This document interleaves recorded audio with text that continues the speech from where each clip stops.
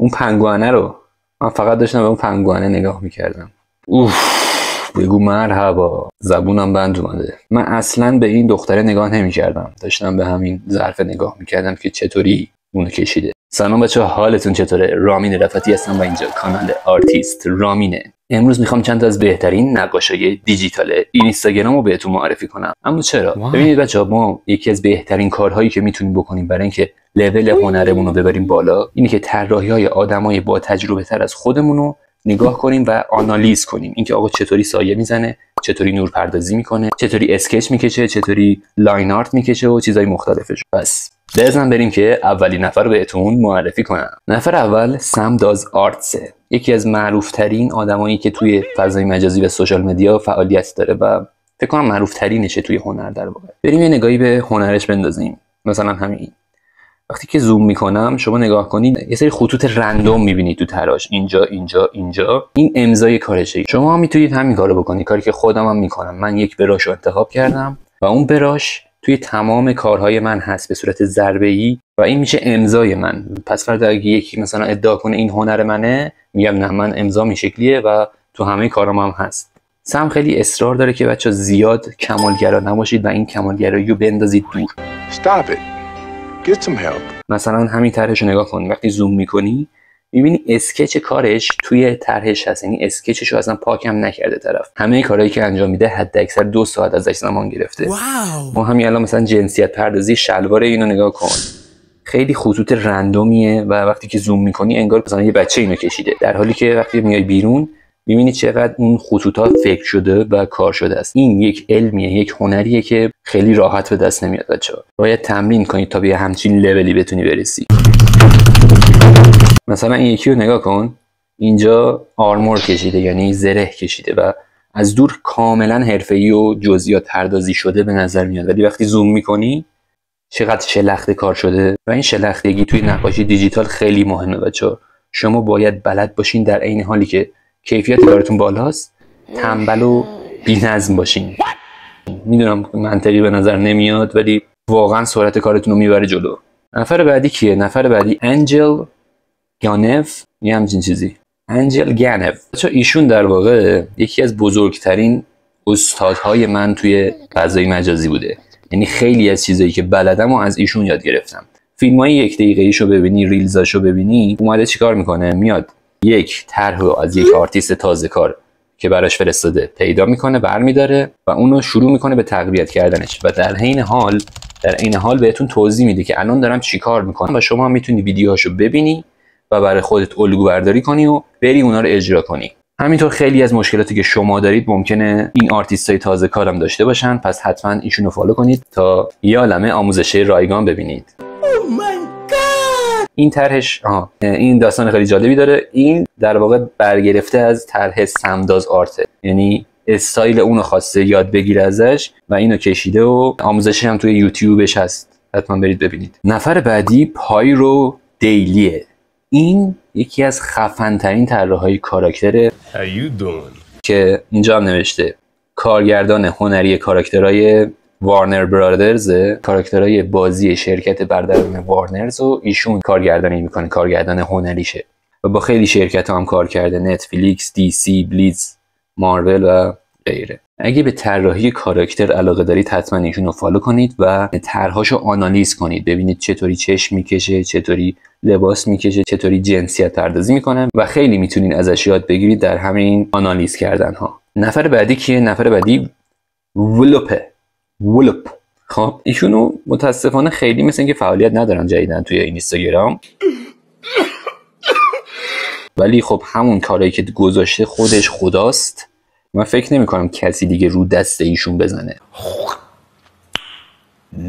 یکی از طرحاشو نگاه کنیم ببینید اولا چه داستانی پشت این طرح هست. یک خانومیه که یک سایه رو بغل کرده، یعنی شما هر کسی احتمالاً رو یه برداشتی میکنه ولی یک داستانی واقعا داره تعریف میکنه توی یک بوم، به همین راحتی. و همون چیزی که راجب سم گفتم، موهاشو نگاه کنید وقتی زوم میکنی خیلی چیزای دیتیل عمیقی نمیبینی، جزئیات زیادی نمیبینی. چند تا خط و خط اینجوری کشیده و یک موی خیلی قشنگ رو تونسته ایجاد کنه از همون خط و خطوطا. بگو مرحبا، زبونم بند اومده. دوباره همون چیزی که گفتم توی این فلزی که روش نشسته وجود داره. وقتی که زوم میکنی میبینی چند تا تپ براشه، چند تا مثلا ضربه براشه که با رنگ بندی درست و نور پردازی و سایه پردازی درست تونسته همچین چیزی رو شکل بده. اینو اصلا ببینی تو فکر میکنی عکس یه نقاشیه. نفر بعدی اسنتی 89. اینو من بیشتر روی منظره هاش نگاه میکنم و میخوام بدونم که واقعا چطوری تونسته همچین منظره رو بکشه و منظره کشیدن رو از ایشون یاد گرفتم. هرچند طراحی کاراکتر و چیزای مختلف زیادی داره. مثلا این باز همون چیزی که من گفتم، یعنی این نکته‌ای که من گفتم طلایی بود، همه ازش استفاده میکنن. واو. برگا رو نگاه کن، تپ، یه تپه، به خدا یه تپ براشه. این فقط مثل بابراس یادتونه بچه‌ها، میکشید این 4 تا تپ میزد، یه درخت، یه کوه در میومد، یه دونه خط میکشید میشد آبشار. یه سنگ دیگه اینجا بذاریم. یا مثلا اینو نگاه کن، از دور میبینی چقدر قشنگه، وقتی زوم میکنی منم میتونم اینو بکشم ولی واقعا نمیتونم، یعنی تمرین میخواد. اون پنگوانه رو من فقط داشتم به اون پنگوانه نگاه میکردم. اون پنگوانه انگار امضاشه، یه جورایی امضاش که نه، چند تا جا دیدمش. اینجا هست پنگوانه رو. قبل از اینکه نفر بعدی رو بهتون معرفی کنم حتما کانال رو سابسکرایب کنید، لایک کنید و زنگوله رو بزنید تا ویدیوی جدید که گذاشتم از دستش ندید. نفر بعدی زک ردز. شما اصلا این نیازی به گفتن نداره، من میزنم روی این، شما داشته باش، یعنی داشته باش فقط. این شبیه یک صحنه از یک فیلمه اصلا. مثلا این یکی رو نگاه کن چقدر قشنگ در آورده اون انعکاس نور زمین و مثلا تو با یک نگاه میفهمی اینجا بارون اومده. چرا؟ چون زمین منعکس شده، نوری که اطراف هست رو زمین افتاده و زمین خیسه. خب نفر بعدی مخصوص کسایی که عاشق کمیک و طرحهای ابرقهرمانی هستن، مخصوصا دی سی. ایشون کلا کمیک دی سی رو میکشه. نمیدونم مارول هم کار میکنه یا نه، ولی بیشتر طرحهاش همش مال دی سی و سوپرمن و مارول هم هست. بله مارول هم کار میکنن و اگه به کمیک علاقه دارین حتما باید طرحهای ایشون رو نگاه کنید. به این کار میگن اینکینگ یا با همون جوهر کار کردن و اگه به اینکینگ هم علاقه دارین ایشون رو حتما باید طرحاشو نگاه کنید و ازش یاد بگیرید. اینجا رو طرح ترکیبی هم زده به سر بتمن و سوپرمن و یه سری هم گرین لنتره. یه طرح ترکیبی دیگه از مثلا بتمن این باگز بانیه، تاز رابینه، یادش بخیر. نفر بعدی جس مارتین. ایشون معروف شدن به خاطر طرحهای زومی که داره، یعنی یه طرحی هست زوم میکنی توش، دوباره یه طرح دیگه از توی اون طرح در میاد و همینطوری زومی طرحها زیاد و زیادتر میشن. اما متاسفانه تو ایران صداش نمیاد. من قبلا دیده بودم ویدیوهاشو، یه داستانی هم پشت این طرحهاش هست، یعنی همجوری الکی نیست، یه داستانی هم براتون تعریف میکنه. ببینم صداش میاد. صداش هم میاد. Loading their cargo. Going deeper into the atmosphere, you'll find roaming herds of sky hippos. Their backs tend to be good places. About how it starts on a ceiling fan that is actually a giant rotating. آخرش واسه شد دوباره تو اولش. نفر بعدی بوزو بالوه. من نمیدونم واقعا از چه تکنولوژی استفاده میکنن ایشون. فکر کنم وی آر باشه، یعنی ویرچوال ریالیتی یا واقعیت مجازی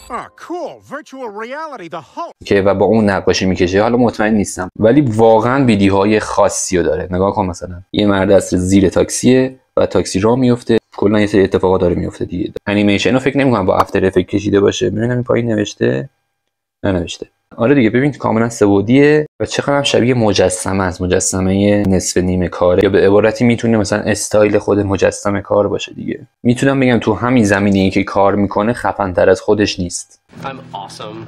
نفر بعدی لوکاس هنیادور. ایشون هم مثل همون انجل گناف خیلی اطلاعات خوبی بهتون میده و آرت استایل خاصی هم نداره، همه چیزو امتحان کرده. یعنی اینکینگ، بعد کمیک طراحی کرده، واتر کالر یا همون آبرنگ، رنگ روغن. بچه همه اینا دیجیتالی کشیده شدن ها. یعنی شما فکر نکنید من میگم آبرنگی که توسط نقاشی دیجیتال کشیده شده، منظورم اونه. این یه جورایی شبیه مداد و مداد رنگی و ایناست. ایشون هم آوردم تو این لیست چون آموزش‌های خیلی خوبی داره و آموزشاش میتونه کمکتون کنه توی پیشرفت کارتون. خودش یه راهی رو رفته، میاد تجربهشو به شما میگه و شما میتونید از تجربه اون استفاده کنید و جلو بیافتید. نفر آخرم آرتیست رامینه، یه بدبختیه که خیلی داره تلاش میکنه، هی میگه منو لایک کنید، منو فالو کنید، اما هیچ کس لایک و فالوش نمیکنه و همه اذیتش میکنن. خلاصه منم تلاشمو کردم و یه چیزایی بلدم اگه خدا قابل بدونه. توی کانال تلگرامم هم آموزشای رایگان میذارم براتون. دورم هم ان شاءالله به زودی آماده میشه. دوست داشتید این اینستاگرام منم فالو کنید و از طرح‌ها لذت ببرید. دوست نداشتینم اب نداره. یادتون نره ویدیو رو لایک کنید، سابسکرایب کنید و زنگوله رو بزنید تا اتفاقات دیگه بیفته. اگه آرتیستی بهتر از اینا میشناسید حتما توی کامنت ها معرفی کنید تا ما هم از آثار هنری اونا لذت ببریم. تا یک ویدیوی دیگه شما رو به خدای بزرگ و خدای بزرگو به شما میسپارم. خدافظ. بچه حالا که همه فنای فیک رفتن، بهم بگید که کلاه بذارم یا کلاه نذارم تو ویدیوهای بعدی.